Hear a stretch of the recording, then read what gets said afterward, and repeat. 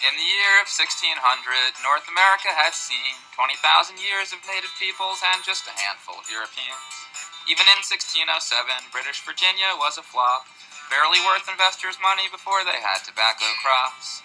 Meanwhile, back in Britain, folks were getting jailed and fined for practicing religion different from the official kind. These separatists moved to Holland in 1609, but it was tough there too, and they knew they'd have to go somewhere else sometime. So a deal was struck in 19 with the London Company. The separatists could join some workers to form a New England colony. They hired 2 ships for the voyage, the Mayflower big and the Speedwell small.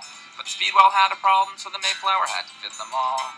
102 passengers, including kids and wives, some seeking religious freedom, some wanting work and better lives, left England on the Mayflower in September 1620 for that journey where the space was tight and the dangers were so many.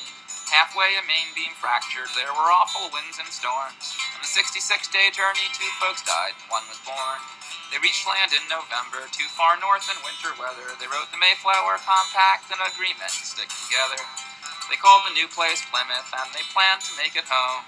They stole corn from the natives and lived on their boat alone. But the winter time brought sickness on that Mayflower afloat. When spring arrived, only half of them survived to leave the boat.